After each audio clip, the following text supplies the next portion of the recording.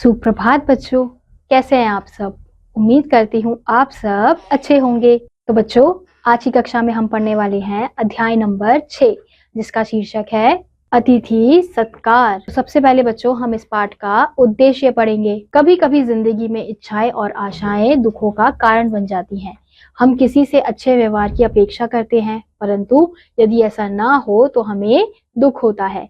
परंतु कई बार आशा के विपरीत परिणाम हमारे सारे पूर्वाग्रहों को झूठा साबित कर देते हैं।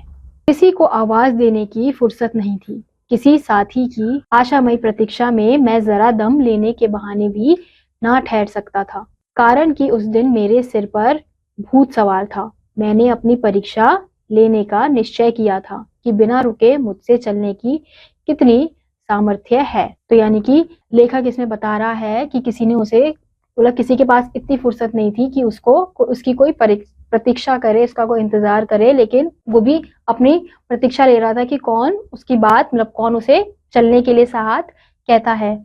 फिर रास्ते में चलते लोगों में मैं पूछता, क्यों भाई, आगे कोई ठहरने लायक गांव है? लोग किसी गांव का नाम बताते, मैं वहां ना ठहरता। यही लालच था कि 2-4 किलोमीटर और हो जाए, आगे एक कस्बे का पता चला। सोचा आज वहां तक जरूर पहुंच जाऊंगा।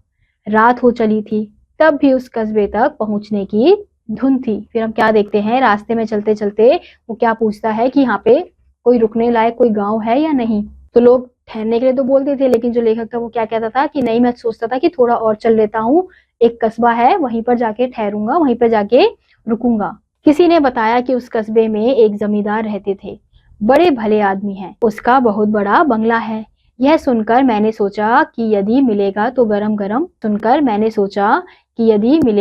गरम पानी से पैर धोऊंगा।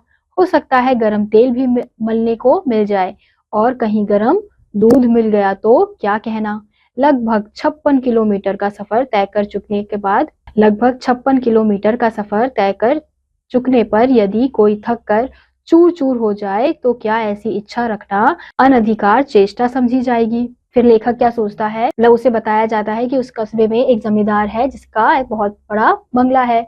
तो लेखक सोचता है कि चलो अब मैं अगर जाऊंगा वहां पे तो गरम गरम पानी से पैर धो लूंगा, हाथ धो लूंगा, मुंह धो लूंगा, और गरम गरम क्या पता वहां पे दूध भी मिल जाए। तो वो सोचता है कि अब मैं इतना थक कर जा रहा हूँ तो ये क्या, ये इच्छा करना गलत है कि अगर मैं सोच रहा हूँ कि हाँ कस्बे में जाके अच्छे से आराम करूंगा, दूध पीऊंगा, इस प्रकार की जो इच्छा है वो क्या रखना गलत है। उस रात मैं कुछ ऐसी ही सोचता हुआ उन सज्जन के बंगले पर जा पहुंचा। द्वार पर ऐसे दस्तक दी जैसे किसी अपने के द्वार पर देता है। तो हम देखते हैं कि जो लेखक है वो सज्जन के बंगले पर पहुंच चुका है, और वो ऐसे दस्तक देता है, यानी कि ऐसे ठक-ठक करता है कि जैसे उसी का घर है। जमींदार साहब, दरवाजा खोलिए। दरवाजा खुला। भीतर एक सज्जन लालटेन लिए हुए निकले। बोले, क्या है? तो हम चित्र में भी देख सकते हैं कि ये जो आदमी है वो कहाँ चला गया, जमींदार के घर चला गया, और ठक ठक करके कहता है, जमींदार साहब गेट खोलिए। तो जमींदार साहब लालटेन लेके बाहर आते हैं और पूछते हैं, क्या है, कौन हो तुम? मैं एक विद्यार्थी हूँ, ऐतिहासिक महत्व के स्थानों को देखने के विचार से पैदल यात्रा कर रहा हूँ। आज की रात आज्ञा हो तो आपके यहाँ काटना चाहता हूँ, बहुत थका हूँ। फिर उस आदमी ने जैसा उसने सोचा था वैसा ही उसने जमींदार से कहा कि मैं बहुत थक चुका हूँ तो आपके यहाँ पे आराम कर सकता हूँ। आशा के ठीक विपरीत जवाब मिला, हरगिज नहीं, यहाँ आसपास कई चोरियां हो गई हैं, हम अपने घर किसी को नहीं ठहरने देते। तो हम क्या देखते हैं कि उस आदमी ने जैसा सोचा था वैसा उससे बिल्कुल विपरीत, यानी कि उससे बिल्कुल उल्टा हुआ। उसने सोचा था कि उसे ठहरने देंगे, लेकिन जो जमींदार साहब है वो तो हरगिज मना कर देते हैं, क्या कह के कि यहाँ पे तो चोरी हुई है, तो हम ऐसे अनजान को तो नहीं रुकने दे सकते। अपने बरामदे में ही पड़े रहने की अनुमति दे दीजिए, सुबह होते ही मैं अपना रास्ता लूंगा। ना, ऐसा नहीं हो सकता, बस्ती में एक धर्मशाला है, वहां चले जाओ। फिर हम क्या देखते हैं कि वो उनसे गुजारिश करता है कि अपने बरामदे में ही मुझे सोने दीजिए, क्योंकि वो बहुत थक चुका था। अब पास के गांव में तो वो नहीं रुका, क्योंकि उसको था कि कस्बे में जाके ही रुकूंगा बड़े से बंगले में, लेकिन उल्टा हो गया। जमींदार साहब ने मना कर दिया, तो वो क्या कहता है कि मुझे अपने बरामदे में ही सोने दीजिए क्योंकि मैं बहुत थक गया हूँ। लेकिन जमींदार साहब क्या कहते हैं, मना कर देते हैं कि नहीं, यहाँ तो नहीं, पास में कहीं धर्मशाला है, वहां जाके रुक जाओ, मैं थक कर चूर हो रहा हूँ। एक कदम भी और चलने की सामर्थ्य नहीं। फिर इस अंधेरे में कैसे कहाँ धर्मशाला खोजता फिरूंगा। जा रे, इसे धर्मशाला का रास्ता दिखा आ, कहकर उन्होंने एक आदमी को मेरे साथ कर दिया। फिर हम क्या देखते हैं कि वो इतना बोलता है कि मैं बहुत थक चुका हूँ और अब मैं कहाँ धर्मशाला ढूंढने जाऊंगा। तो जमींदार साहब क्या करते हैं, एक आदमी को उसके साथ भेज देते हैं कि जाओ उसे धर्मशाला दिखाकर आ जाओ। थकावट के दुख से अधिक दर्द था आहत अभिमान का। 2-4 कदम चलकर मैंने उस आदमी से कुछ कुछ रोष भरे स्वर में कहा, जाओ तुम लौट जाओ, जो बीतेंगी सहेंगे, धर्मशाला मैं स्वयं ढूंढ लूंगा। फिर हम क्या देखते हैं, वो आदमी, उसको इसका दुख नहीं था कि वो थक गया है, उसको इस चीज का दुख था कि जैसा उसने सोचा था उसका बिल्कुल उल्टा हो गया है। तो वो गुस्से से मतलब कहता है कि तुम जाओ, वापस लौट जाओ, मैं खुद ही धर्मशाला ढूंढ लूंगा। वह लौट गया और मैं अपनी समझ से धर्मशाला की ओर चल पड़ा। काफी देर भटकने के बाद दूर कहीं प्रकाश की किरण दिखाई दी। देखा, प्रकाश खिड़की से आ रहा था। दरवाजे पर फिर दस्तक दी। दरवाजा खुलते ही आवाज आई, क्या है? जब तक मैं उत्तर दूं सुनाई पड़ा, अरे तुम फिर आ गए। मैंने गर्दन उठाई, वहीं पहले वाले सज्जन थे, थोड़ी देर पहले अपना सा मुंह लेकर विदा हुआ था। बात यह थी कि इधर उधर घूमते घूमते मुझे दिशा भ्रम हो गया और मैं कोल्हू के बैल की तरह जहां से चला था फिर वहीं आ पहुंचा था। फिर हम क्या देखते हैं कि वो जगह जगह धर्मशाला ढूंढने जाता है। फिर उसको लगता है कि एक जगह उसे दिखती है तो वो सोचता है कि यही धर्मशाला है।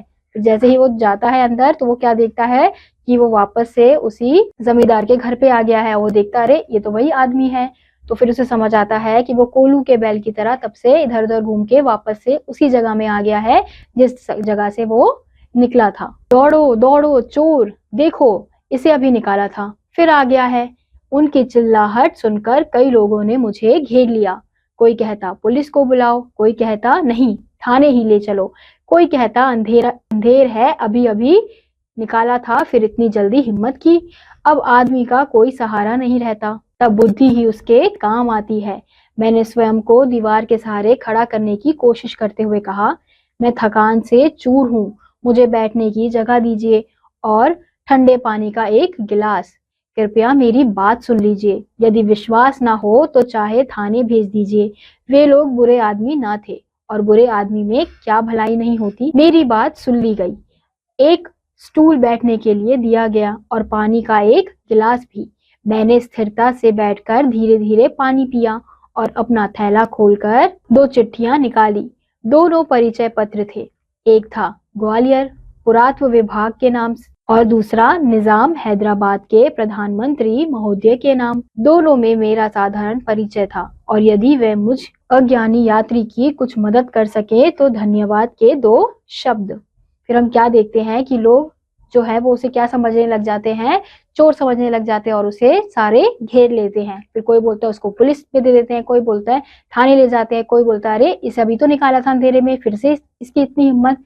फिर ऐसे करते करते वो सोचता है, क्योंकि वो तो बहुत थक चुका था, तो वो थक के अब उसके पास कोई है तो नहीं जो उसकी बात रख सके। तो वो सोचता है, बुद्धि लगाता है, वो बोलता है कि ठीक है मैं थक गया हूँ, मुझे एक स्टूल दे दो बैठने के लिए और ठंडा पानी का गिलास दे दो। फिर लोग इतने बुरे भी नहीं होते, वो उसे एक स्टूल दे देते हैं बैठने के लिए और पानी का गिलास दे देते हैं। फिर उसका बैग देखते हैं, वो बैग से निकाल के 2 पत्र निकालता है। तो एक पत्र किसके लिए होता है, पुरातत्व विभाग के नाम होता है और दूसरा पत्र किसके लिए होता है, हैदराबाद के प्रधानमंत्री महोदय के नाम होता है। और उसमें क्या होता है, उसका साधारण सा परिचय होता है, यानी कि वो दिखाना चाहता है कि वो चोर नहीं है। हाँ, तो मैंने परिचय पत्र दिखाते हुए कहा, यदि ये पत्र किसी चोर के पास हो सकते हैं तो मैं चोर हूँ। लोगों की आपस में फुसफुसाहट हुई और चाहे मैं कोई भी हूँ, मुझे धर्मशाला ही भेजने का निश्चय हुआ। फिर हम क्या देखते हैं, वो लोगों से कहता है कि हाँ, अगर मेरा ये परिचय पत्र देख के तुम लोग को लगता है कि मैं चोर हूँ, कि ऐसा पत्र किसी चोर के पास हो सकता है, तो ठीक है, फिर मैं चोर हूँ। फिर लोग आपस में फुसफुसाहट मतलब बातें करते हैं। फिर अंत में क्या फैसला लेते हैं कि इसे धर्मशाला ही भेजेंगे। धर्मशाला पहुंचा तो पता लगा कि दरवाजा बंद हो चुका है और अब किसी तरह नहीं खुल सकता। अब क्या करूं, कहाँ जाऊं? धर्मशाला की ओर एक बरामदा था, मैंने उसी में रात काटने की सोची। फिर हम क्या देखते हैं कि वो बेचारा धर्मशाला जाता है तो उसके जो दरवाजे हैं वो बंद हो चुके होते हैं, वो किसी भी हालत में अब नहीं खुलेंगे। तो वो क्या देखता है कि धर्मशाला के सामने एक बरामदा होता है, तो वो वहीं पे जाके अपनी रात बिताता है। पास में कपड़ा काफी नहीं था, सर्दी जोरों से पड़ रही थी, पर कोई चारा ना था। अंधेरे में अनुमान से मैं एक कोने में बैठ जाना चाहता था कि आवाज आई, कौन है? मैंने कहा, मुसाफिर। इतनी रात गए आए हो? हाँ भाई, आज ऐसी ही बीती, इधर आ जाओ, उधर हवा लगेगी, कहते हुए उस आवाज ने अपने पास के कोने में बुला लिया। तुम कहाँ से? मैंने पूछा।